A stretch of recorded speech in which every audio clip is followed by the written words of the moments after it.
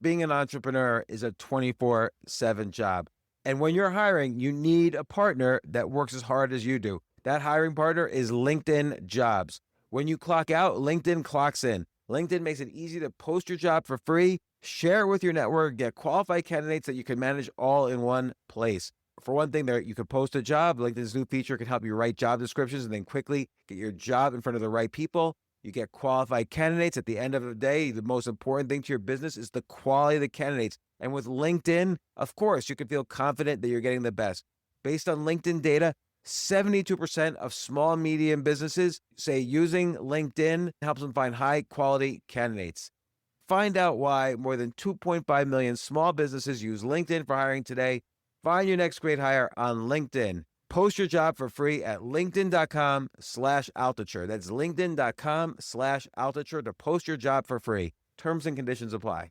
This message comes from Capital One. The Capital One Venture X business card has no preset spending limit, so the card's purchasing power can adapt to meet business needs. Plus, the card earns unlimited double miles on every purchase, so the more a business spends, the more miles earned. And when traveling, the Venture X business card grants access to over 1,000 airport lounges. The Venture X business card. What's in your wallet? Terms and conditions apply. Find out more at CapitalOne.com/VentureXBusiness. Today on The James Altucher Show. You only get great at something when you're obsessed with it. You can't dedicate yourself to accomplish a goal that you set out for yourself at the onset of a journey unless you're obsessed, unless you're completely 100% all in. Magic to a lot of young kids especially is kind of a superpower because it stands in as a social vehicle for them to make connections with their peers. If you can do something that someone else can't, you immediately kind of move up the ladder, like you become more special in some way. Because if you know how some of these tricks are done, it's so stupid. It's like, I can't believe that's how this trick is done. That is the dumbest thing I've ever heard. But when you don't know, anything is possible when you don't know. The most elaborate explanation could be true. There's nothing scarier than doing a magic trick for another person, right? Because if you mess up, you've ruined it for them. You've ruined it. This isn't your average business podcast, and he's not your average host. This is The James Altucher Show.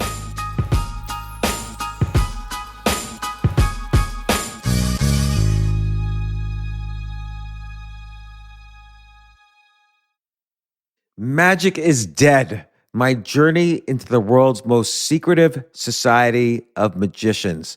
Now, I love this type of book, by the way, where a journalist decides to cover some really fascinating subculture. Like in this case, the subculture of young magicians who are thriving on social media. And then he gets so addicted or immersed into the subculture that he wants to become one of them. And so Ian Frisch wrote this book about the world's most secret society of magicians. It's a group called the 52, as in 52 cards. Each magician has to prove worthy of being in this society, and then they represent a different card, which they tattoo on one of their fingers. And Ian describes his journey as he just goes from being a regular journalist to being completely immersed and becoming a magician that's good enough in his own right to be one of the 52.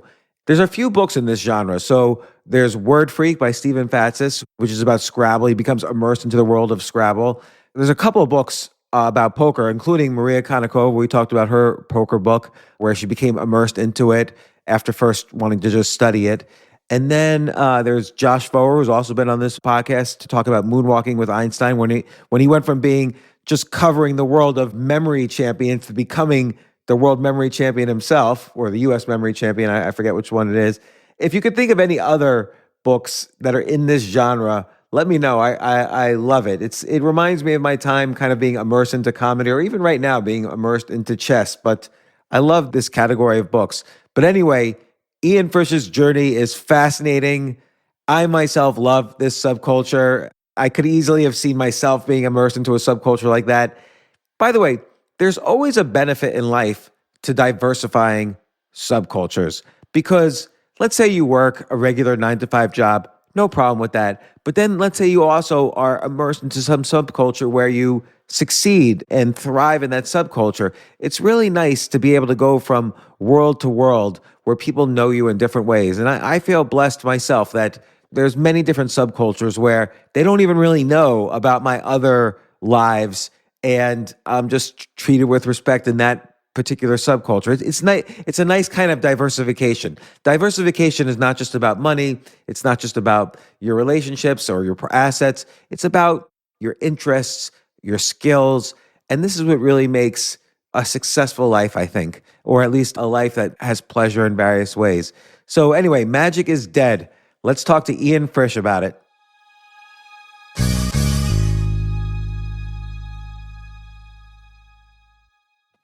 Almost self-helpish kind of books and stories. That's what publishers were looking for. That's what everybody was interested in. Now that's zero. And it's all like the Charlie Kirk story or, whatever it is. Yeah, I mean, it's totally true. There was so much more room for tangentially related content, things that could be a part of your life that you could maybe reach out to, find solace in. But over the past 9-10 years, you're really seeing things that have to help you make sense of the world. And in the book world, we credit that need to Donald Trump and the effect he's had on society and the political spectrum. People, as you enter a new phase of the American experiment, where it feels very foreign and unstable, you seek out answers. And that has definitely affected the book publishing industry. But you can have pockets of time where kind of off-kilter books can still find an audience, like the magic book, for example. Yeah, I feel like there's a kind of tradition with that book that somebody gets fascinated by something, decides to write a story about it, and becomes part of the story. It reminds me of Word Freak, which was the book about Scrabble. Mm-hmm. And there was another book about... There's definitely been a bunch of books about poker in that style where somebody's covering the World Series of Poker and then suddenly they become obsessed and a year later they play in the World Series of Poker and are at one of the top tables and so on. One of the best ones was Moonwalking with Einstein by Joshua Foer. He became a champion memory athlete. That one did extremely well because the way he wrote it, it's a very clean book, I like to say, but also very instructive. He taught you the ways of the memory athletes, and he let you know that these sorts of skills can be applied into everyday life for everyday people, which is always a very popular formula. Another good one that did really well when it came out was The Game by Neil Strauss, where he became a pickup artist. And that book, too, read like an instruction manual. Every time he engaged with this subculture, as he got deeper, he would pause to teach you the things that he was learning in real time as well. So you're right in that this formula, this style of book, the participatory journalism, sort of ethnographic type of treatment is something that audiences are familiar with, that they enjoy, and that writing these types of books is fun as well. I love the genre of them. I love all, and, like Josh has been on the podcast. Maria Konnikova, who did a similar one for poker, she's been on the podcast. Yep. I would like to get Stephen Fatsis. I think he's the one who wrote Word Freak, which was his journey into the Scrabble world. And the thing is, it's not just like people dally with, it's not like they just become amateurs at this. Like Josh Foer, I think he won the championship, if I'm remembering correctly. He was like the memory champion, and Fatsis was winning Scrabble tournaments, and Maria Konnikova became semi-professional poker player. And you, of course, we'll get to your story in a second, but it's a great genre, and it reminds me of just it reminds me of aspects of my life that I feel are similar, but B, in every case, it informs upon this idea that you only get great at something when you're obsessed with it. And if you just weren't really obsessed with magic, once you got into the subculture, you probably wouldn't have gotten as good as you did. Well, yeah, just speaking from a storytelling perspective and speaking from the perspective of a reader, you want to see dynamic change in your protagonist. You want them to start off green. You want them to be the noob. You want them to stumble into a world. But you want to see them dedicate themselves and you want to see them accomplish some type of goal that at the onset seems unimaginable, seems out of the realm of possibility. And then throughout the narrative of the story, this person, this protagonist changes and becomes a champion memory athlete, wins a six-figure first prize in a poker tournament, et cetera, et cetera. These books only work where the ending is a big win, where there is this sort of larger than life goal that the protagonist dedicates themselves to accomplishing. And you're right. You can't dedicate yourself to accomplish a goal that you set out for yourself at the onset of a journey unless you're obsessed, unless you're completely 100% all in. And it does take time. Like these types of books aren't just, hey, I want to go on a couple reporting trips over a couple months span and then write about it. I mean, I was immersed in the world of magic for years, and these other writers too. It takes a long time to do this sort of thing. Right. Like you have to change your life to write this book. Yes. So yes, 100%. I mean, you were basically living in a dump in Brooklyn, right? And your mom, and your mom visits. Your mom is totally cool, by the way. She's like into poker. She gets you into poker. You play in these poker tournaments or poker games. And then you tell her about this magic writing gig you're going to do, and you have to go to England. And she basically says, go for it. And that sets you on your journey. Yeah. And this sort of experience really was serendipitous. I didn't plan it. I wasn't like, a really great book would be if I found magicians and became one of them, right? That was not the plan. I had watched a documentary about Ricky Jay, who is a legendary magician of the older cohort. And this documentary centered on his life as a performer, but it really pulled the curtain back on what it was like to be a magician, like in your everyday life, like an offstage sort of life, and the philosophy of what it meant to dedicate yourself to this art form, how you viewed the world. And it really got into that side of it. And I was really enamored by the film. But I thought, okay, Ricky Jay is an older gentleman, kind of represents a previous generation. And I thought, well, are young people still doing magic? Like, I don't know. So I went on Instagram and I was searching around, and that's when I discovered this whole subculture of young magicians who were taking the antiquated version of what a magician is and what they do and how they present themselves and modernizing it for the internet age. And that to me was just so remarkable, because the people that I had discovered, Chris Ramsey, Daniel Madison, Laura London, all the main characters of the book, they were people that I could see any day walking down the street in Brooklyn. These people weren't foreign to me in that they weren't wearing that top hat and they didn't do the dove trick and all that stuff. So to me, I was thinking, okay, this subculture and this art form is at an inflection point. It is changing dramatically in the present. And this was 2015, 2016, so about 10 years ago. And they were leveraging social media to do so. So just out of curiosity, I emailed Chris Ramsey, who is probably one of the most famous young magicians, and his fame has risen since I first met him. He was thrilled that this outsider wanted to learn more, because what these young magicians wanted to do was they wanted the world to know that we are reinvigorating this art form, and it's not the antiquated version of it that you thought you knew. We are taking it to a whole new level. So it was a perfect place, perfect time. Like I couldn't have planned it. And then these guys just kind of accepted me into their world. And like you said, once I understood how magic tricks worked, once they started teaching me their ways, I was hooked. I was obsessed. And my life completely changed. Everything I did revolved around not only practicing magic on my own, but traveling with these guys and learning from them and reading and doing the whole thing. And it just, like, my life took a right turn and I just went with it. So there's so much to unpack here. And of course, then there's the actual story of what you went through while this was happening. Plus, you did a great job in the book of telling their stories as well. But the first thing I want to ask is, let me see if I could describe these generations of magicians accurately. So let's say 100 years ago, all the way up until, like, let's say the 60s or 70s, there was the top hat and sawing the girl in half and so on, the theater kind of magician. And then you have basically the David Copperfields that were huge, almost pyrotechnics. Like the set was extraordinary. Everything was flat. Everything was Las Vegas. It was like big Las Vegas shows. And then, correct me if I'm wrong, after that is like the David Blaine's. And then you have these more social media guys. I don't see a huge difference between the David Blaine's and the social media guys, which might be blasphemy. So explain to me that difference. Because David Blaine started as street magic. Like his first special, I remember, it was like 1994 or 95 on maybe ABC.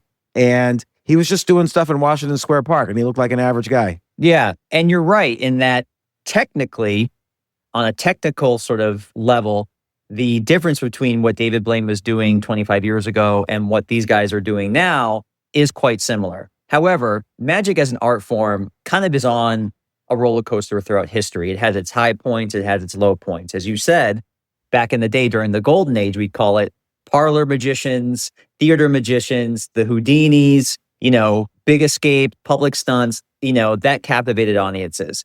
But there was a long period of time between that and when the new age sort of late 60s, 70s, and then into the Copperfield age, like that's decades where magic was not at the forefront of American culture.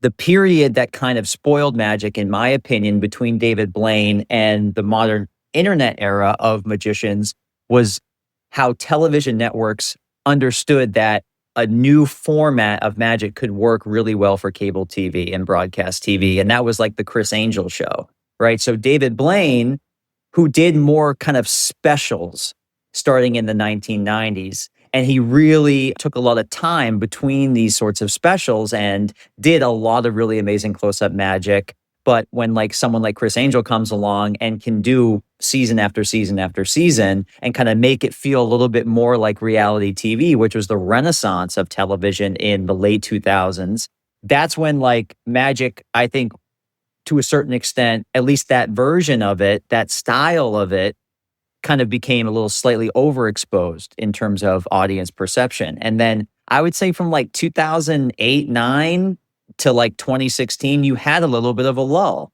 But with the internet, with YouTube, with Instagram, the democratization of magic as an art form really started to broaden in that young kids could go online and learn tricks. So the proliferation of the number of magicians went up.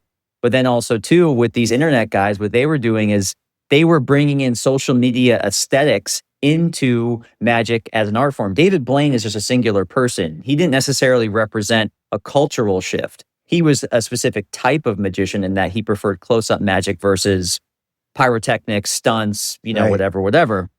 But what the modern kind of cohort of magicians were able to do was to utilize the cool factor of social media to amplify their version of magic. And by version, I really do mean aesthetics, tattoos, this sort of streetwear style, bringing in these sort of other cultural touch points like fashion into the art form of magic, really kind of repackaged it in a modern way. And again, like David Blaine, I don't think could have done this on his own because he's just one person. This was more of like a proliferation effect where everywhere you went on social media, if you're looking out for magic content, this is what you were seeing. And then you were telling yourself, oh, this is a new iteration of what magic is in the current state of things. I mean, is there a problem when you're using, let's say you're using YouTube or Instagram, the first inclination I always go on, I see magic on Instagram and YouTube. I definitely doom scroll every day, for a couple hours a day.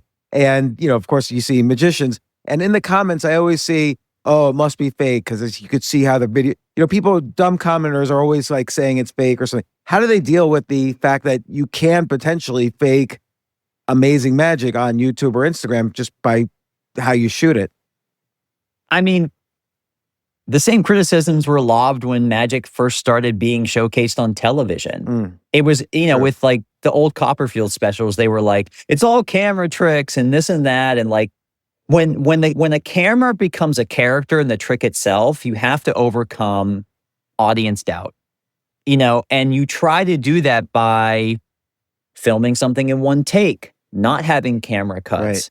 utilizing the camera as a character in the trick, in that the way that the camera is maneuvered becomes part of the illusion without using the camera to further deceive the audience. Like there are clever ways to build trust with an audience when you know that they're going to be skeptical of the fact that something's being filmed, which is why in the modern age, I really thought it was interesting that so many more magicians were operating pre-COVID from like 2014 to 2020 was because that meant more people were able to see magic in person, which is where it really kind of, it really becomes real in a certain way for someone. You can watch a video of a magic trick online and sure, it's cool. Like you'll watch the whole video, you won't scroll past it. But I remember these guys came to my house once and my roommate had a bunch of friends over. There was probably 8 people there and they did like a 20-minute set.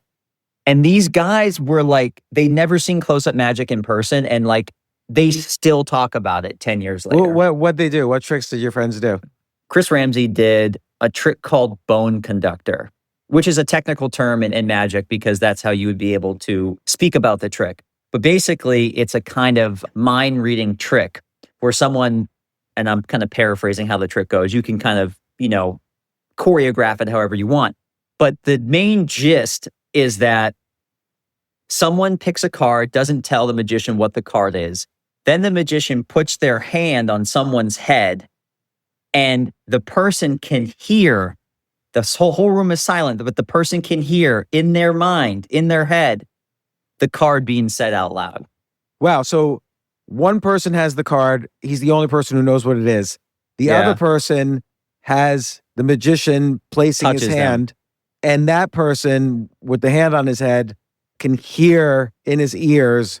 Whose voice is it that's speaking? The magician's voice. The magician's voice is saying what the card is. Right. And then the person who's being touched says the card out loud. And traditionally, the person who picks the card shows the other audience members, but the person who's being touched by the magician does not get to see it. They only can hear in their head when the magician touches them. Almost... that is an amazing trick.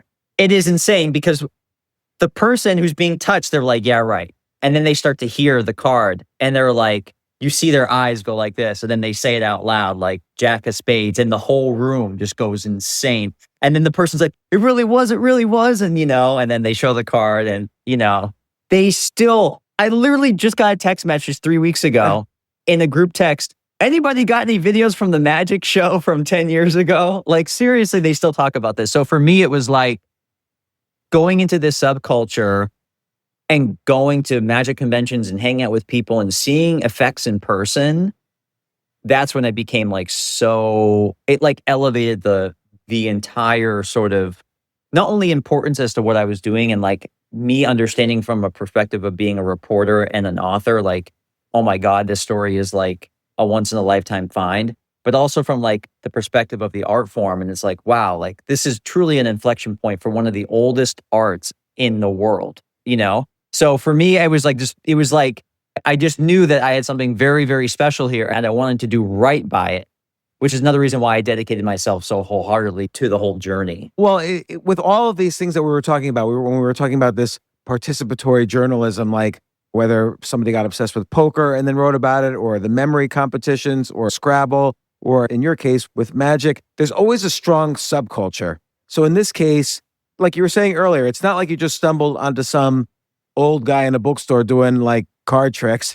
It's like you stumbled upon a subculture where there was fashion tastes, they were kind of similar age, they liked each other, and there's a little bit of a hierarchy. And like there was this club, this secret club of magicians, the 52, where you're either in it or you're out of it. Like it's a little bit of a hierarchy and you wanted to be in it. So, it's the same thing with poker or Scrabble. It's if you're winning competitions and you establish yourself in the hierarchy and you get respect, not only if you're a good person, but if you're also good at what the subculture is about. You move up in the hierarchy, and we're hierarchical animals. So once you sort of fell into that, it's easier to become obsessed then. Oh, I want to be liked and respected in this hierarchy. Yeah, and I think that all those sort of sociological layers is what made this world really engaging, right? I mean, magicians are never allergic to theatrics.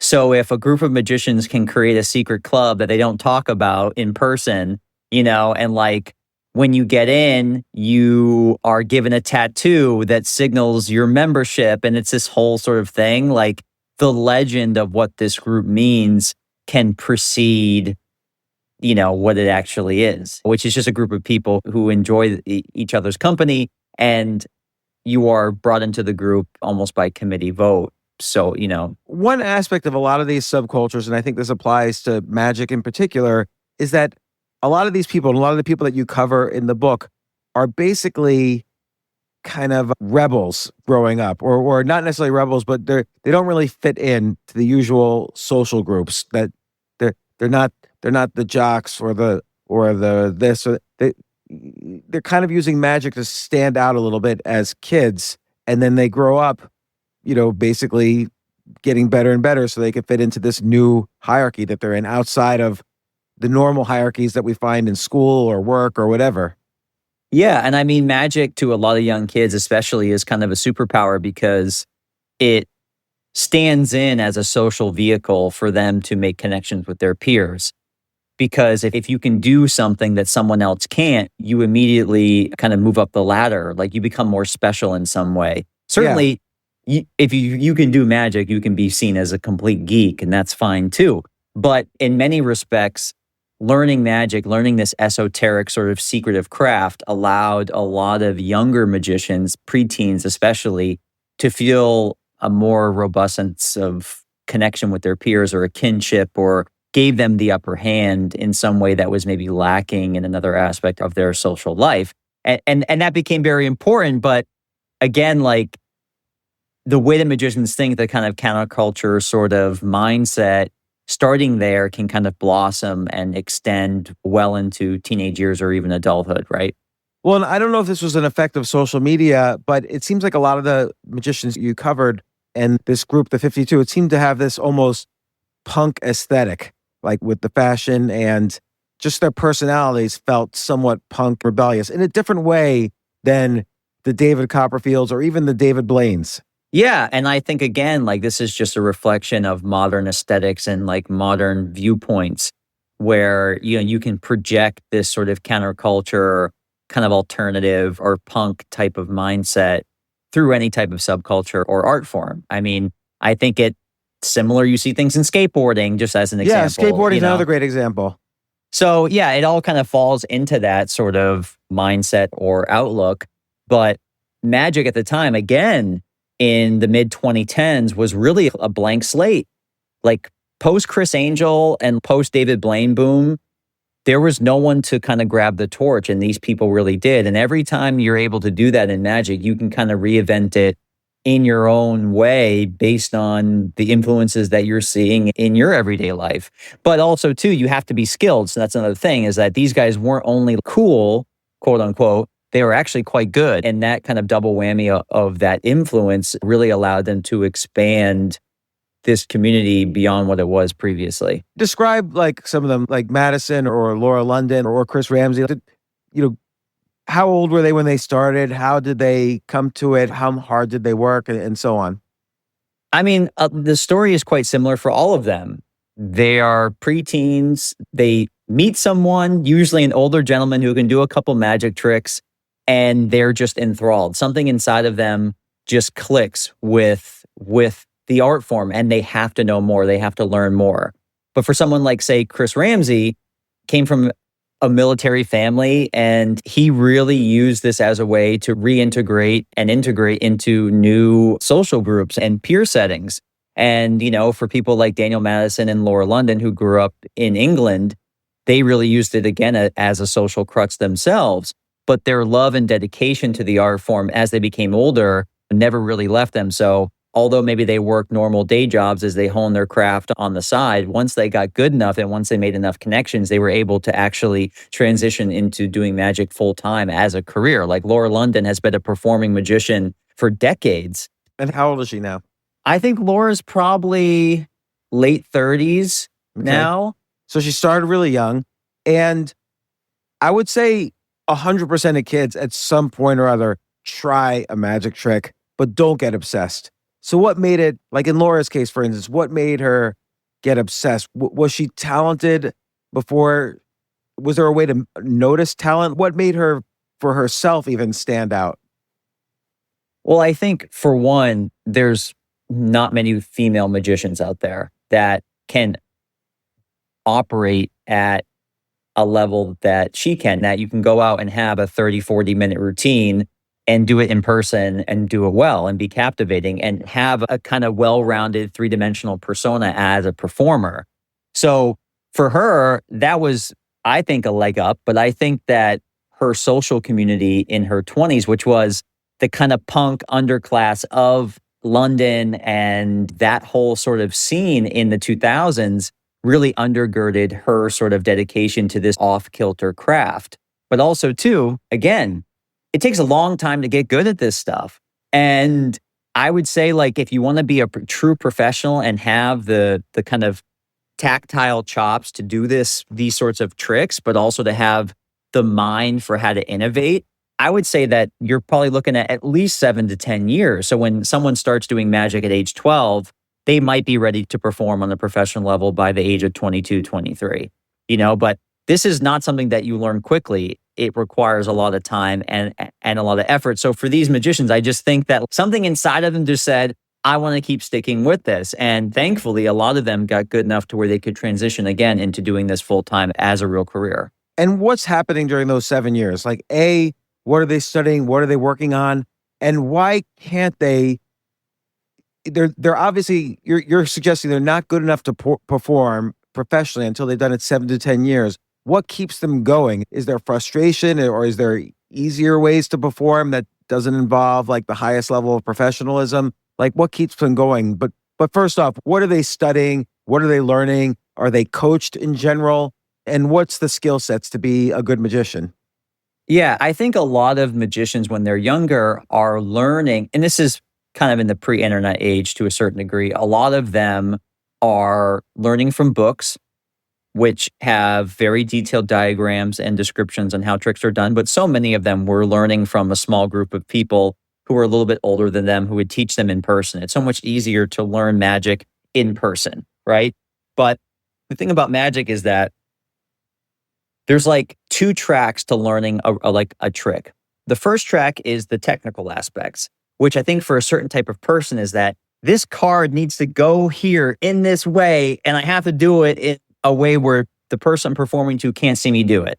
To some people, that is like an irresistible challenge to get that good, to be able to sit in front of a mirror and do a move and be like, okay, this is perfect now. There's a certain type of person who would dedicate themselves to learning a sleight of hand move to that level of perfection. Is it every type of person who can set themselves up to learn these things in this way? No.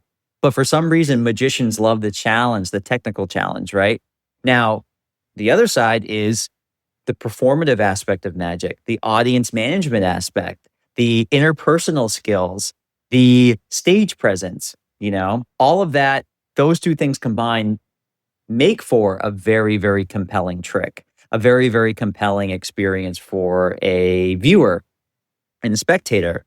And again, like, you might have the technical ability, but if you're placed in a situation where you're supposed to perform this trick for someone and your patter is bad, or your cadence is off, or you're awkward, or you don't have the kind of maneuverability within a crowd to manage people and to present the effect, so much of it is presentation, then the technical aspects aren't really helpful to you. So it's a little bit of both. And so much of this requires trial and error. You have to go out and perform for people and suck so bad and then come back and say, I sucked because, and then work on those things. And that just requires a lot of time and, again, a lot of dedication, both to the technical aspects and then the performative aspects. But again, both of these things can't be perfected unless you're out there performing for people all the time. Take a quick break. If you like this episode, I'd really, really appreciate it. It would mean so much to me. Please share it with your friends and subscribe to the podcast. Email me at altucher@gmail.com and tell me why you subscribed. Thanks.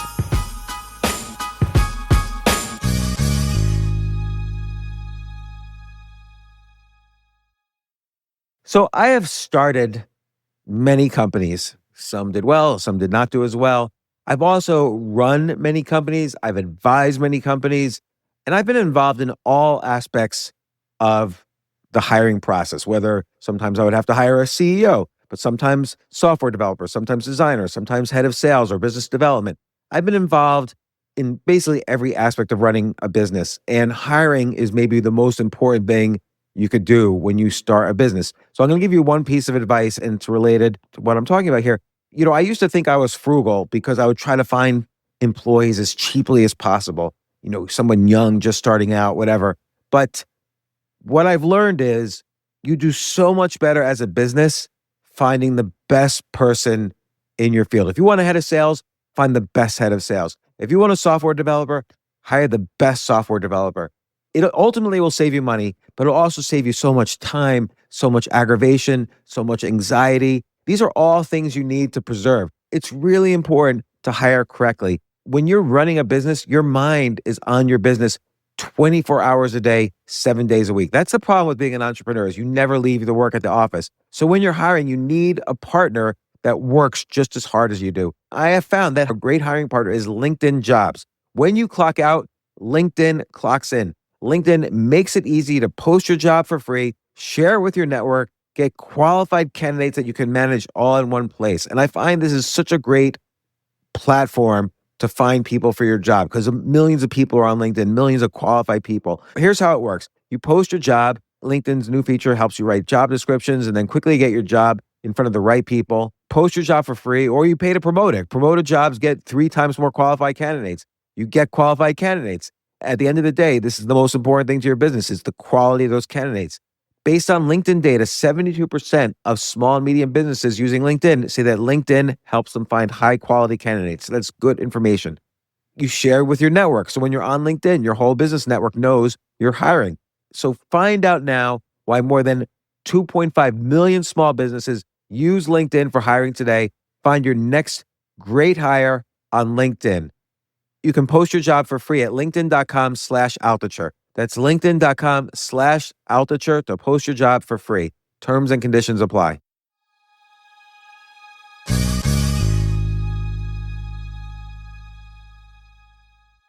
Being an entrepreneur is a 24/7 job. And when you're hiring, you need a partner that works as hard as you do. That hiring partner is LinkedIn Jobs. When you clock out, LinkedIn clocks in. LinkedIn makes it easy to post your job for free, share it with your network, get qualified candidates that you can manage all in one place. For one thing, you could post a job. LinkedIn's new feature can help you write job descriptions and then quickly get your job in front of the right people. You get qualified candidates. At the end of the day, the most important thing to your business is the quality of the candidates. And with LinkedIn, of course, you can feel confident that you're getting the best. Based on LinkedIn data, 72% of small and medium businesses say using LinkedIn helps them find high quality candidates. Find out why more than 2.5 million small businesses use LinkedIn for hiring today. Find your next great hire on LinkedIn. Post your job for free at linkedin.com/Altucher. That's linkedin.com/Altucher to post your job for free. Terms and conditions apply. So look, you got good at a later age. And so the first question is, did it hurt you that you were older? So you didn't have the kind of muscle memory, the sort of naked muscle memory that young kids have. Like they're able to learn how to play the piano in ways that adults can't learn. And so you didn't have that. And what did you practice? What were the technical skills? So I think from the point of view of being a writer, my role as sort of a documentarian within this subculture, they were really excited about that. So for me to come in as, I think, how old was I when I first met these guys? I must have been 27, 28. Coming in as someone in my late 20s, they didn't care that I wasn't a kid magician. They actually preferred it because I was completely clean slate. They could influence me and my viewpoints on magic easier than someone who was like, oh, I've been a magician and now I'm a writer and then I'm going to write about this. It was so much more intriguing for them that I stumbled upon it as someone who was not into magic previously. However, one thing I did have going for me, as you mentioned, was that I come from a poker playing household. My mother was a poker player. And growing up, we always had cards around the house. So I became very familiar with playing cards. I could handle them well. It was familiar to me in how to handle cards. And I did have some ability in terms of deceptive ability with a deck of cards. My mom would teach me some small cheating tips. Like what? So I could, like when I was young, she taught me how to control a card. So say there was an ace in the deck, I could control it to the top, or I could control it to the bottom. So then I would always know where it was. So that was one aspect. How do you do it? So there's two ways to shuffle a deck of cards. There's the bridge shuffle, which is half the pack in your left hand, half the pack in your right hand, and you fan them together and then create a bridge and they shuffle together. The other is called the overhand shuffle, where you drop a few cards at a time from your right hand to your left, and you're shuffling them over and over again to mix up the pack. If you're doing an overhand shuffle and you have a card in the deck that you want to control, say the bottom card's an ace and you want to bring it to the top, you can position your hands in such a way where you're always in contact with that ace. So then whenever you want to drop it somewhere, you can drop it somewhere. And, this is obviously much harder to explain verbally than to just show someone. But to that point, she would teach me things like that. When I first stumbled into this world and I was hanging out with these guys, they were kind of like, oh, cool. Like you can handle a deck of cards, because the hardest thing to learn is just naturalness of motion. Having 20 years of experience just handling cards naturally was a huge leg up for me to learn legitimate sleight of hand. So legitimate sleight of hand, one of the first things you learn as a magician is the double lift, where off the top of the deck, you turn over a card, right? And you show, here's your card, the first card on the deck, King of Diamonds. You've actually turned over two cards simultaneously, which is a foundational move that allows you to do literally dozens, if not hundreds of tricks just through one move. So that was like my first homework assignment. Learn the double lift and be able to do it, be able to maneuver two cards in that way without being discovered, right? So that was a very early sort of homework assignment. And there are like dozens and dozens of small sleights that almost like a dance, like a ballet, that when they're choreographed together produce an amazing sort of dance, right? So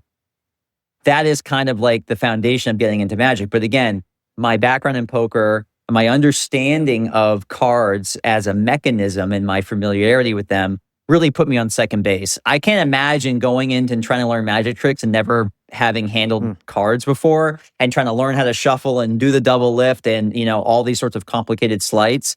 You would spend a year just learning how to handle cards naturally.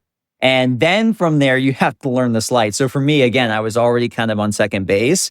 And that just made this process a little bit faster for me, where I could really jump into the good stuff almost right away. What about coin stuff? Did you have to practice like moving a coin from one finger to the other? I didn't really do a lot of coin magic. It wasn't really my style. And that's a cool thing about magic, is that you can kind of pick and choose your specialty. Some people are just insanely good with coins. They can do things with coins that are just like incredible. But that was really never my kind of thing. I really like to do cards, probably because I had a familiarity with them, previously. So I really didn't do a lot of practicing with coins, although I can do a couple really simple but highly deceptive coin tricks. I actually taught a coin trick for the New York Times. And if you Google it and dig it up, I do teach how to do a coin trick. But what's the trick? Can you describe it? So the trick is, and this is a great trick to do at like a dinner party, right? Say you're out at a restaurant with a couple people, and all that is required is a coin, it's like a quarter, but also that your spectators are sitting directly across from you. So the trick is really quite simple. You have a coin, you place it on the table in front of you. All you do is you take the coin off the table and you tap it on the table, 1, 2, 3. And then on the third tap, 1, 2, 3, you open your hand is empty. You pull your other hand from underneath the table, and the coin has gone through the table. That is the trick. It is just a coin through table trick. It is super, super straightforward, the concept. But if it's done to you in the right context, like if I were to do this at like a dinner party, The way I would do it is I would sit down at the dinner table. I'd take my wallet out or take my keys out of my pocket, put it on the table, and there's a coin there, right? Huh. Then we eat the whole dinner. The coin has never left the sight of the spectator. It's on the table the whole time. And then at the end of the dinner, I'll say, okay, let me show you guys something. Oh, okay, I have a coin here on the table already. I pick it up, I show it to them, tap it on the table, goes through the table. Now it's in my left hand and they're amazed. And that's it. You don't have to do anything else. You're like, okay, that's all I got today. That's it. And so on the New York Times site, you show how to do this trick. I do. All right, I'm going to learn that trick. What about the tricks where, like, somebody, and you show this, you do this trick pretty early on in the book. Somebody signs a card and it ends up in someone's, back pocket or whatever. Like, how does it get to the back pocket? Or is it never in the back pocket? It's just... Well, there's a few different ways to do it, And again, it kind of depends, right? You think about this really logically. And the beauty of magic is that when you're in it with someone and a trick is being done to you, logic escapes your brain for some reason. You can't say, this is obviously impossible. The card didn't jump from the deck to my pocket, right? It had to have been there either before or it was placed there at the reveal through some sleight of hand, right? We know it, but we love to be lied to and deceived so much as human beings in the context of entertainment that your brain forces logic to kind of run away. So for me, it was trying to embrace that sort of stuff too, while also staying true to what the trick was supposed to be. What do you mean by staying true? Like, what's the conflict? Conflict is that, and this was a huge problem for me, is that when, because I wasn't a magician, quote unquote, I was a writer kind of pretending to be a magician. Whenever I do tricks to my friends, they would force me to tell them how it was done because they didn't consider me like a real magician. They're like, well, you can't keep the secret from us. Like you're just play acting here, right? So for me, staying true is trying to convince people that not knowing is better than knowing. Because if you know how some of these tricks are done, it's so stupid. It's I can't believe that's how this trick is done. That is the dumbest thing I've ever heard. But when you don't know, anything is possible when you don't know. The most elaborate explanation could be true. And maybe you like to believe that for a small period of time. But if I tell you, oh, it was just a duplicate card and I put it in your pocket 10 minutes ago, people will be like, that's stupid. That's so dumb. It just ruined it. Of course it ruined it. Because the vast majority of these tricks, the explanations are really quite simple, which is why they're so beautiful in my opinion.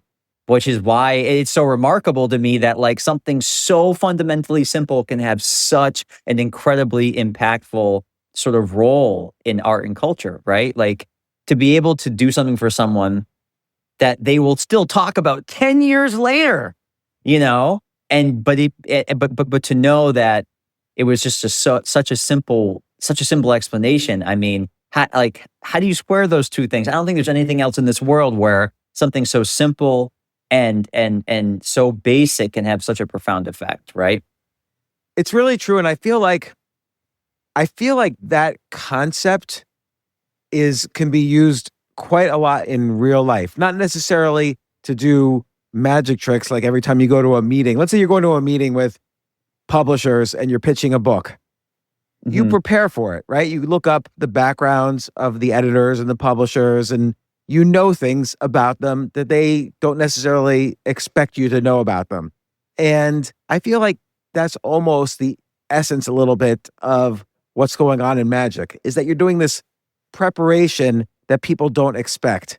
Like, for instance, with the card in the back pocket, that they had just pulled from the deck and then it disappeared and it shows up in their back pocket. Like you said, maybe you somehow put it in their back pocket an hour ago, or maybe even the day before when you saw them and they were doing laundry or whatever, you slipped it in the back pocket. Who knows? So have you ever used ideas like this in real life meetings or interactions? I just think that if magic taught me anything, it further entrenched my belief in the power of storytelling. It really made me understand that more than anything else, people want to interact with parts of the world with which they don't necessarily have direct contact. They want to be taken away. They want to escape. And to be able to use magic as a vehicle to do that is something that is universally appreciated. Children love it, adults love it. And it's really because the story that you're telling is a story of impossibility. And that's why magic is so impactful and so powerful to me. So to understand that in the context of performance, you really can utilize that element of storytelling in your everyday life. And I think that when you understand magic and you understand what makes it special, I think just in general, you can understand people better in any type of situation. Can you give me a specific? It's hard to say, right? But when you do magic to someone, you're trying to tap into something that is like below the surface, right? And what you're really doing is accepting an invitation from that person for you to, again, bring them outside. They want you to take them on a journey, right? And you are accepting that invitation from them. And it is like a philosophical sort of journey. And I think that when you can understand from the point of view of a magician and how to look at someone and say, what type of journey does this person really want to be on?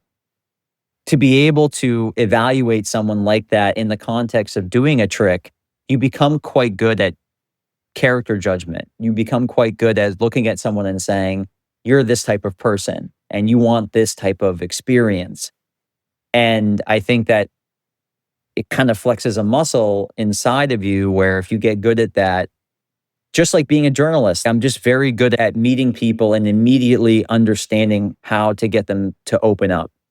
What type of tactic I should use in terms of my communication style or my personality to get them to trust me or be put at ease. In the same way that a magician can say, what type of journey does this person want me to take them on? If you're going into a sales negotiation or a big business meeting, the receiving party of that meeting also wants to be taken on a journey. It's going to be a slightly different journey, but if you can utilize some of these skills to, in your everyday life, in the same way a magician can go up to someone and say, okay, you're this type of spectator. I'm going to pivot a little bit to give you the best experience. That type of sort of behavioral mechanics, those kind of baseline understandings of people can be applied basically anywhere. Again, technical ability doesn't mean anything without the aspect of showmanship, right? And showmanship is a universal skill that you can use when you're doing magic. You can use it anywhere else. And it's kind of thinking about it in those sorts of terms and trying to harness that kind of makes understanding magic maybe a little bit more universal than just doing tricks. It's so interesting because you're right. It's particularly challenging when you're in your case. You're an adult. You didn't start when you were a kid. You started this as a journalism project. And I'm assuming you never really got as good as your heroes in this. It's almost by definition. You wouldn't be able to. They've got multi-decades head start. And so you have to kind of take the skills you learned, which, by the way, are real skills. That's why it takes 7 to 10 years to learn these skills, both the technical skills and the showmanship skills. You take these skills you learn and you have to apply them in other areas of your life to fully benefit from the experience. I mean, I had this experience a little bit where I spent like 5 or 6 years doing a lot of stand-up comedy. And I would say I never got as good as my heroes, nowhere near, but I got good enough. So now that when I do public speaking or something like that, I can bring those skills to bear in ways that other public speakers can't. And, just as an example, it's a similar sort of thing, right? It's scary enough to speak in public. Now try doing a magic trick, right? Yeah. So much is riding on you in that instance that if you learn to do magic tricks for people in person, you can speak in public, whenever you want. I mean, there's nothing scarier than doing a magic trick for another person, right? Because if you mess up, you've ruined it for them. You've ruined it. It's not like right. You've ruined magic. It's not like you told a bad joke on stage. It's like, yeah, whatever. But if you ruin a magic trick for someone, it's like, oh my God, like that could affect them, So, but yeah, in that instance, yeah, like you want to learn how to be comfortable in public, start doing magic tricks to people, because that is like one of the easiest ways to become comfortable speaking in front of people. But to your point, in terms of jokes, so much of stand-up is cadence. When do you pause? When do you let the kind of joke hang?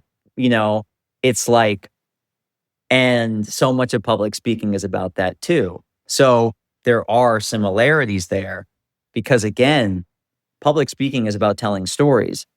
And if you tell a story without a little bit of dramatic inflection, it's probably not going to be that good. If you're monotone the whole time, if you don't pause, if you're rushing through, if you talk too fast.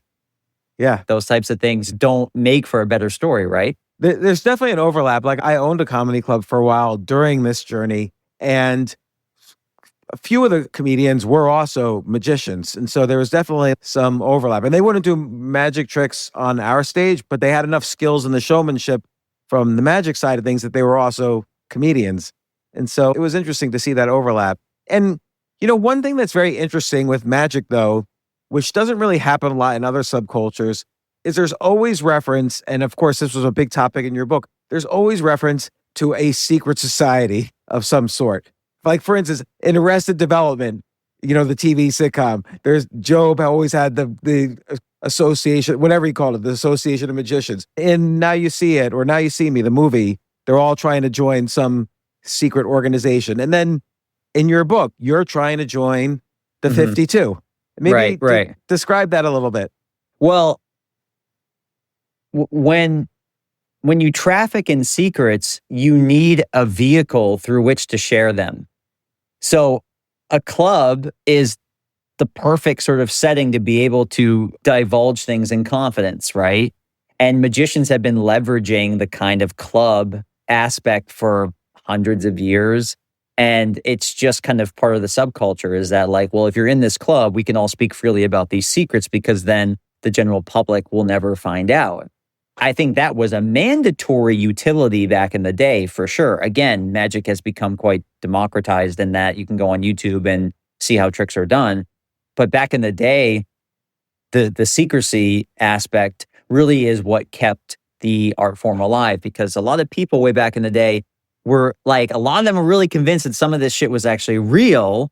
And then certainly the reality of magic as an entertainment platform became kind of, more obvious. But magicians have always leveraged the fact that they know secrets and you don't. And being able to encase that fact in a secret club kind of enhances the power or the prestige of the magician as a benefactor of things that you don't get to know, but I do. But magic is also, yes, it's an art form, but it's also competitive, right? Because you might be competing to perform in the same venues or similar venues, or you might be competing for media time. So you don't see an association of baseball players, or you don't see an association of great Scrabble players, because they're competing against each other also in tournaments. Yeah, of course. And in magic, exclusivity can go a long way, especially if you dedicate yourself to performance. Like, I have a friend, a magician, his name is Doug McKenzie, and he's in the book, but he invents his own tricks and doesn't tell anyone how they're done. Whereas in magic, a lot of times if you invent a trick, the only way to prove to another magician how good this trick really is to prove the ingenuity behind the method or how it's done. That is kind of the currency in magic, is that this trick is so great because I found this new way on how to do it. But throughout magic history, and including up until today for some people, being able to have proprietary effects, again, creates this sense of urgency or scarcity with this person's performance where you can't get this anywhere else. And I think that perhaps that is, again, further enhanced by having clubs, because it further enhances that element of scarcity. Yeah, scarcity and mystique. It's part of the story. It is. But to your point, there is a lot of competition in the magic world. David Copperfield, for example, has been known to purchase methods and effects from people exclusively. If they come up with something, it's like, well, I don't want you to release this to the magic community because you can release effects and charge money for the explanation. on kind of like e-commerce or kind of one-off basis, or even if you go into a magic shop, all the tricks you can buy at a magic shop were invented by someone and they get a royalty every time it's sold, etc.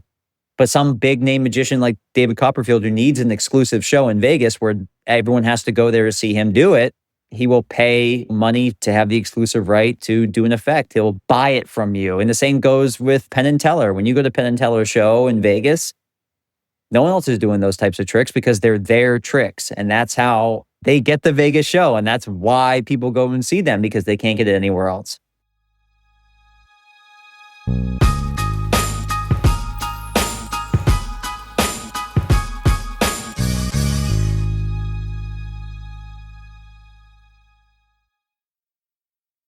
This is what I've been waiting for. Look, I've done 1,500 podcasts, a ton of podcasts about health and particularly anti-aging. I've had on every anti-aging expert on the planet. And finally, gummy bears to help me with anti-aging. These are the first ever longevity gummies powered by MitoPure, a delicious, easy way to put more energy into your day and to treat yourself.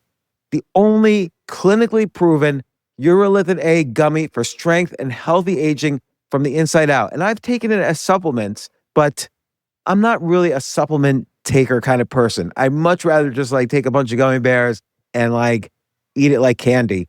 You can't really tell how much it's working, and sometimes you don't know for sure. Is it just, are you thinking this? But it does improve energy. Tests showed increases muscle strength by up to 12% after 16 weeks.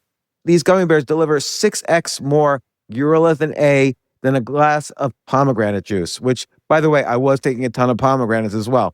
So this is the #1 doctor-recommended urolithin A supplement. It's vegan, gluten-free, non-GMO, Clean Label Project certified, NSF content certified, and free of major allergens and artificial ingredients.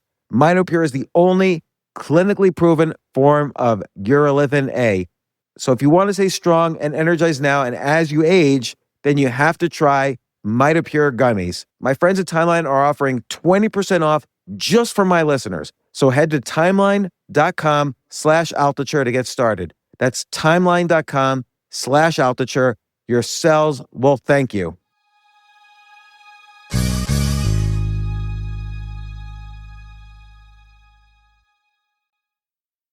So what made you want to join the 52 as opposed to just covering it? And what did you do to get into the 52? Well, again, the 52 is a secret society that was created by Daniel Madison and Laura London, who are based out of England. And their point of view is that there are a lot of really amazing magicians coming out in this new kind of generation. We want to create a club for all of the best ones. And they call it the 52 is because each person that is inducted into the club is given a playing card as their identity. And there's only 52 spots in the club. And each person who gets inducted is given a playing card as their identity, but they are required to get the symbol of the card tattooed on the inside of their middle finger to not only confirm their induction, but then to prove to other people that they are indeed a member.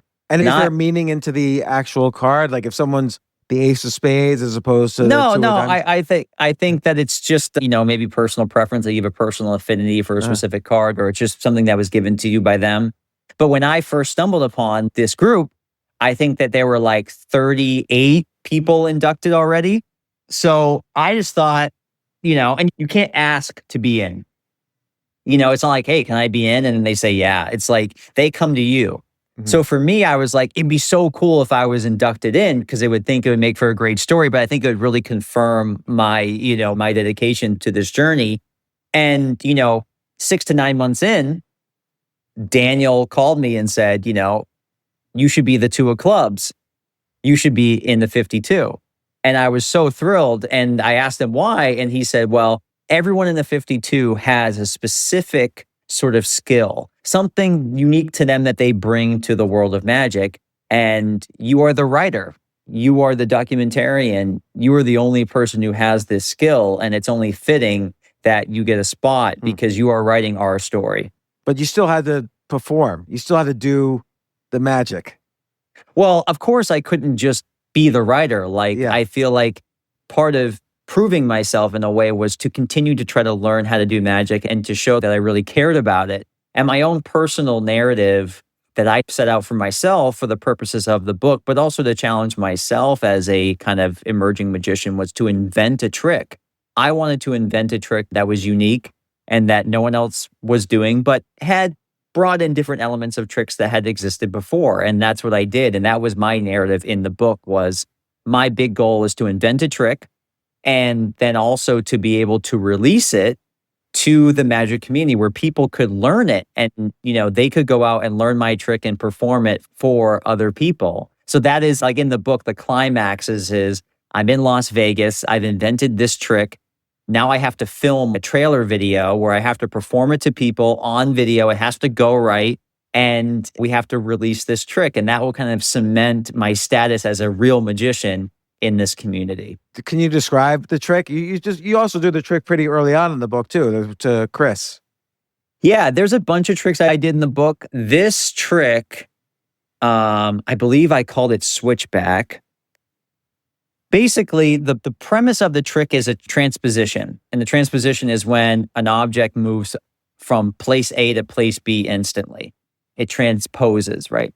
And the effect is that you write down your best friend's name on the blank card. You put it into the deck box or into your wallet or wherever. Your best friend's going to come help you later. You then pick a card out of the deck. You sign that. That card is then lost in the deck. And throughout the effect, the best friend and the card switch places. And you put your best friend into the box, but then they're in the deck, and then your card, which you signed, is back in the box. So they switch places. And it's structured in a way where there are some layers to how the reveal is done to make it a little bit more kind of magical or impressive. But it's really interesting because throughout the book, too, I talk about how communal the sort of refinement process was on this trick, because I had the concept down, but I really needed help in finding a way to have it work seamlessly with the sleight of hand required, with the being able to, what we call, get ahead of the spectator. When you're ahead of the spectator, the sleight of hand is already done and you're leading them on a path to the reveal, but you're so far ahead of them that they don't even know what you've already done and then what's coming. So for me, it wasn't just inventing a trick that was kind of the climax of the book. It was the fact that when you look at the kind of process of it all, it required receiving the expertise and the advice from people I met along the way. And how long had you been practicing magic before you got to this point? I think it was probably about 2 years or so. And during that time, I learned a bunch of tricks and I got really familiar and really comfortable doing certain sleight of hand. So I really relied on those types of sleights to make this trick a reality, because I didn't really want to take a huge risk and do a sleight of hand that I wasn't necessarily as familiar with. But for this one, it kind of relied on all the greatest hits that I had taught myself. And so now you wrote the book, and do you still learn magic? I'm assuming you still hang out with these people, and do you ever perform? Like, how far do you want to take it now? How much is it a part of your life right now? Honestly, I like just doing magic kind of naturally whenever the opportunity presents itself, but I'm not actively practicing to learn more or get better at this point. But certainly, I'll go to Christmas family party or something and someone's like, oh, do a trick, and I have a couple things I can just do on the ready. But I feel like if I wanted to get back into it on a very dedicated level, I'd have to practice a lot. And that's the thing with magic, is like you have to keep practicing, And there's very few things that just become kind of muscle memory. So for me, it's really something I kind of still carry with me in a kind of foundational sense. If I have a coin on the table at the dinner table, I can do a trick. If I have, if someone hands me a deck of cards, there's a few things I can bust out. But I'm not graduating to parlor shows or restaurant walkarounds or anything like that. And who was the magician you most admired in your journey? It could be a past one, current one, whatever. Definitely Chris Ramsey. Him and I became such close friends, and he's the one who opened the door for me. And I feel like my friendship with him and the guidance that he bestowed upon me really did change my life because this experience was so transformative for me at that time in my life, but also just so fun and revealing. From a craft level as a writer, doing this book made me better at what I do. And I feel like all around it was something that, again, changed the trajectory of my life and, maybe a better person overall. And what's a trick he did that amazed you? Oh, geez. The thing is, okay, there is one. I want to say in general, I really appreciate Chris's take on magic because he's such a good performer in terms of spectator management. So watching him, I know how the tricks are done, but the way he does things and how he manages them and how he's able to do the sleight of hand or to set up an effect, a lot of that was just a masterclass in what it means to be a performer, not just a magician. But when I first met Chris, he did a trick for me where he had me pick a card out of the deck and I signed the card. He puts it back in the deck. He hands me the deck. He's like, you shuffle it. You know how to shuffle. You shuffle. Okay, fine. He takes the deck back and then he's like, you know what? I don't even want to touch the deck anymore. You're going to hold it. He puts it in my hands like this. It's resting on my left hand. My right hand is on top of it, like a sandwich. And he reaches in between my fingers and he pulls out a card. He's like, was this your card? And we look at it. No. Chris is like, oh, shit. How about this one? Pulls out another one. That's not your card. Okay. He's like, this isn't really working. Pulled out the third card. We look at it. Oh, that's my card. Third time's a charm, he says. And then I'm still holding the rest of the deck. And he's like, all right, well, I messed that one up, but maybe I can do one better. He's like, I pulled your card out, but maybe I can just make the deck disappear. I'm like, yeah, fat chance. I'm holding it. Did you feel it while you were holding it? I'm holding it. Yeah. He snaps his fingers. He's like, all right, the deck has disappeared. I'm like, no, it's not. I'm still holding it. He's like, open your hands. I open my hands. And instead of a deck of cards in my hand is a block of glass. Huh. That's great. He was like, I told you, disappeared. I was like, oh my God, I've been holding this thing for 3 minutes, and that was incredible. That was like, and now I know how the trick is done, but at the time it was just remarkable. And I think I gained a certain level of appreciation for it because after he told me how it was done, much later, it took me a long time. He kept asking, you want to know? You want to know? I said, no, I don't want to know yet. I think it took a year for me to say, okay, you can tell me how that one's done. I had a new level of appreciation because how he was able to do that to me. Think about how crucial the sleight of hand must have been, Well, also what's impressing me is like you also mentioned about the performance aspect. There's it's funny how he designed it to not be correct on the first two cards and then correct on the third card. It's almost like he's saying it didn't quite work out. He's like riding this wave. He's like letting you down a little bit in order to make the final reveal of the magic all that much greater. What was his thinking behind not just making the first card your card? Well, the thing is that when you can subvert expectation, you have more control. And magicians do this all the time.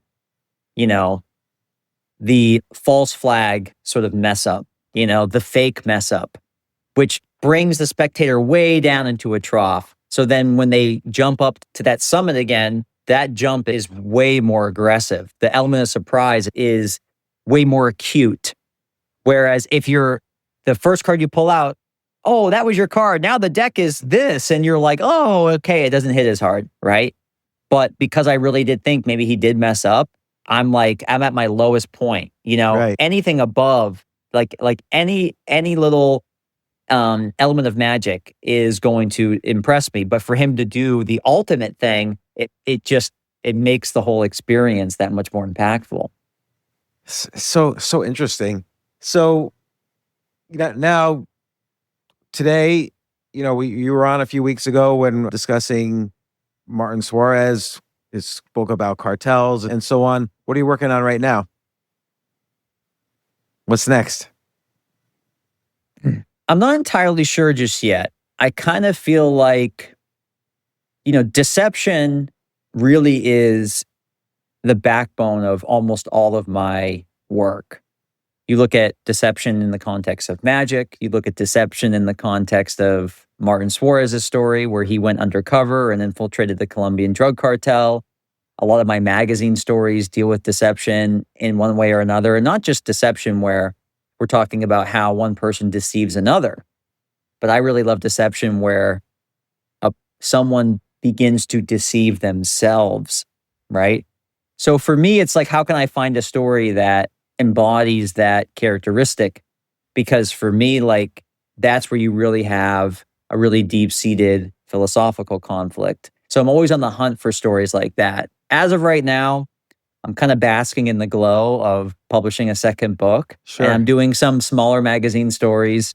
In the interim, I've been writing a lot for the New York Times, writing business stories, actually, which are really fun. Really? Like what? Oh, I just wrote a piece on AI data centers. I wrote a piece on the tax code for gamblers because Trump changed the tax code and it's like really screwing over professional gamblers. Just kind of weird business-related stories that have a cultural shift to them. But, I kind of feel like here soon, maybe as it gets colder out and winter starts to descend on North America, I might start itching for the next big idea because I'll be sitting around my house all day. Let me ask you something. I'm gonna suggest an idea, but it may or may not be interesting to you. That's fine. Okay. But like politics is filled with deception, obviously, right? Yes. From most people don't even know for the State of the Union, there's an almost invisible teleprompter right in front of them that you can't see on the TV. So just every aspect, or when they're at a party and there's someone leaning in, their body person's leaning in and saying, oh, this person has a birthday today. And so it seems like the politician has a perfect memory for each person he meets. Like, it seems like there's a lot of deceptive techniques in the art of politics that border on magic almost. I mean, I would love to pursue something like that. And I think that people, especially nowadays with a higher level of distrust in the government, are looking for those types of narratives. That's why like UFO content's doing so well right now, et cetera, et cetera. I mean, there's a book that just came out about how the CIA was involved with Charles Manson. And, that book has become a bestseller because people, again, want to believe that there is a ulterior motive afoot. And a lot of times there is. And I think that element of deception, large-scale societal deception, is very in right now. So I guess for me, maybe it's just finding the perfect story and the perfect characters to best exemplify that. You know what? One more question I have related to the magic. Sometimes when I go to a magic show, maybe I'm fooling myself, but I sort of think in some cases I could figure out what they're doing. But one thing it always stumps me is mentalism. That seems almost impossible. And so that's where I'm thinking to myself, this must be fake or staged or whatever. And I just can't imagine what they're doing. Yeah, mentalism is a form of magic that relies on mind reading and things that aren't necessarily prop related, like playing cards or anything else. And it's a very popular subgenre of magic because it does seem so impossible. There is no device through which you deceive someone. It's just the magician and the spectator, and I read your mind and this and that. However, there are some very sophisticated instruments involved in how mentalists communicate with the audience members and how they're able to do the tricks that they do. And a lot of mentalism really does rely, again, on the showmanship aspect, is how a mentalist just talks to a certain person. Because some people, whether they know it or not, give a lot away. They give a lot away without really knowing it. And mentalists definitely take advantage of that. Like, what's an example? Like, because again, they're sometimes the mentalists are predicting very specific things, like, oh, what's your favorite color, or what's the name of your best friend, or whatever. I'm trying to give an example without giving away like foundational sort of methods on like how this stuff is done. The thing is that like if you're doing like say like a list-based trick where like you're answering questions and there's a list and you're kind of going through a certain sort of mind reading kind of technique, there's a trick where the magician will ask you maybe 10 questions in a row, and each time you answer a question, it begets the next question. So like you know, think of a fruit that's also a color. Now take the first letter of that and, you know, think of a country and, you know, and then you go down the line and it's like, okay, you're thinking of George Washington. And they're like, oh my God, I was. It's like, well, you know, what other fruit is also a color aside from orange, right? Right. There isn't one. So you understand what I'm getting at here is that there are elements of that, but in the moment, it's like, you just read my mind, right? But mentalism can get really technical because using communication as the device for deception is a lot more malleable than just a deck of cards, right? Or just prop or something like that. So some of the most innovative magic, I think over the past maybe 10 or 15 years has come out of the mentalism realm. And some of that stuff, like, you know, when they told me how it's done, I'm like, wow, like there's also a high variance for something going wrong. Because with cards, like the sleight of hand works or it doesn't, right? It's a kind of binary sort of, you know, delineation of success, whereas mentalism is a little squishier. But I will tell you, like, psychic mediums that go on TV and like Houdini used to rail against these people. They use the same techniques as magicians who do mentalism. Only magicians who do mentalism say, this is all fake, it's just for fun. But people who are psychic mediums and they're like, I can talk to your dead uncle, they really try to convince you that it's real, but it's all the same technique. Cold reading, you know, it's a technique that both magicians and quote mediums use. And how accurate can cold reading be? So accurate because the spectator wants to believe that it's true. So they are going to set aside their disbelief, you know? It's just like, if you're in a room of 50 people and you're saying, you know, I'm seeing a young girl. Obviously, one person out of the 50 people probably lost a child, you know? But if you say, I'm seeing a young girl, no one raises their hand. But she's holding hands with a young boy. Then someone raises their hand, young boy, you know? And then you see the person, okay, that's a 45-year-old woman, probably lost a son. You know, the son was probably under the age of 10, right? You have all the information you need. You can cold read that person all the way to the bank, right? I mean, this stuff is pretty simple. It really is. When you break it down, it's real simple. And is there a book like, okay, these things mean these things? Like, is there something they all study? Oh, I mean, there's so many books on mentalism and you can just apply it to like any situation you want. You know, fascinating. When someone enters a room and they're either in a magic show with a mentalist or they are going to a psychic medium, again, they're already past the point of wanting to believe. And that's the hardest part, is convincing them that what you're doing is going to work. But when someone goes to a magic show, they want to be deceived. They're already playing into it. If someone goes to a psychic medium, they're already convinced that you're going to be able to talk to their dead uncle, dead aunt, you know, whoever. So the hardest part's already done. The rest is just showmanship. It's so interesting. Can I tell you one story? It'll be very quick. I'll tell you one story of a mentalist experiment that I stumbled into. So I was with my daughter on vacation in Florida, and we had to fly back to New York. And we were taking a service called JetSmarter, which is not a private jet, but it's not a commercial jet. It's like a little more expensive than a commercial jet, and there's only a few people on the plane. So they emailed me the night before to confirm I was going to be on the plane, but they emailed the wrong person. They emailed like a Mr. So-and-so instead of emailing me. Like I saw someone else's name who was going to presumably be on the jet. But I just knew his last name. So I just Googled everyone in the area who had this person's last name. It was a unique last name. And there were a few people, they were all in the same family. And you had to be, you had to be slightly well off so that you would be taking this service rather than just a commercial jet from Fort Lauderdale to New York. And so I basically memorized all the information of everybody I had Googled, all their birthdays, their jobs, where they lived, everything. And there was one person who had the same birthday as me among these people. And so we get to and my daughter, this is like the last night of our vacation. My daughter's like trying to figure out why I'm spending 3 hours on the last night of our vacation just Googling all these people. So then we get to the airport the next day and everybody's gathering for the plane. And I saw the guy who I had researched check in, so I knew his name. And then he actually walks right over to me and he's like, oh, I'm a fan of your podcast. So he had been a listener, but just by coincidence, he'd been a listener to my podcast.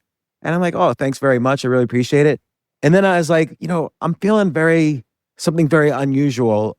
Can you show me? I'm going to give you my ID, and can you give me your ID? And so we switch IDs, and I said, I thought, and then I showed him, look, we have the same birthday on our IDs. And then he's just like, that's really interesting. And then he just walked away. And my daughter said, oh, what the hell just happened? Like, how come he didn't appreciate the fact that you did this whole, that you felt something unusual and then you have the same birthdays? And the next day he actually wrote me, he emailed me, and he's like, how did you know we had the same birthday? That was really weird. But it was weird to me, though, that he just walked away without being astonished. Like, I probably did something wrong in the performative aspect of this. But I mean, there probably would have been a way to further play it up. But what you did is not uncommon among magicians. Some magicians would do the most insane prep to make a trick go right. One time, I was supposed to go to a group dinner with some decently well-known minor B-list celebrities that was set up through my publisher. The dinner ultimately got canceled the last minute, but I went to the restaurant 3 hours before the dinner was supposed to start, and I talked to the chef about inserting a playing card into a dessert because I wanted to do a trick. And they were down. They're like, we're going to do it. And then for dessert, we're just going to tell the table that we're going to bring a few things out for them to try. So then no one's ordering something specific. So the person I want to do the trick to is that dessert's going to be put in front of them. And then so the trick is like, sign a card. Okay, the card disappears. Cut open the cake. It's in the cake, right? And it's like, that's impossible. It's in the fucking cake, right? The only explanation would be that Ian came here 4 hours ago and put it in the cake. Well, that's how the trick would be done, right? But to your point, that is not uncommon. When they were served the dessert and the dessert was put in front of them, how would you then kind of get back into the trick so that they... So my thing was, these people were probably going to know that I was writing a book about magicians and that I was like in this world. So maybe it comes up during conversation, during the dinner. And then every single time someone knew that I was writing that book, they were like, well, show me a trick. And I'd always have to say no. So I would say no, oh, maybe later. And then right when dessert sets on the table, you do a toast, right? Like, all right, I just want to thank, so-and-so for having us all out here. I figured I'd do a magic trick, for everyone, and then we can have dessert. So no one's going to touch the food because now I'm performing. And then I control the whole situation, and then we're good to go. That was my plan. And then the dinner got canceled. But I appreciate the work you put into it. That was good. I'm going to have to try And you that. too, you are well on your way to becoming a magician if you're willing to Google someone for 3 hours. Yeah. Well, Ian Frisch, thank you so much. When you came on a few weeks ago, I knew this was a topic. I really wanted to read your book and I really wanted to talk to you about it. By the way, I'll do an intro after this podcast is over and then I'll mention the whole book and I'll also reiterate cartel and all that stuff. So don't worry about that. And once again, I really appreciate it. Thanks so much for coming on the podcast. Anytime. Thanks for having me.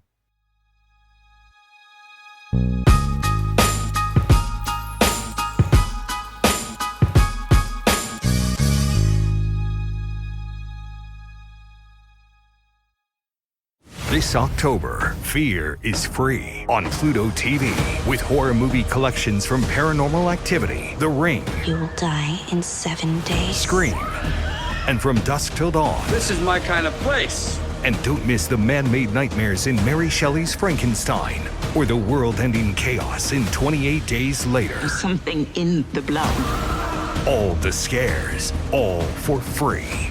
Pluto TV. Stream now, pay never.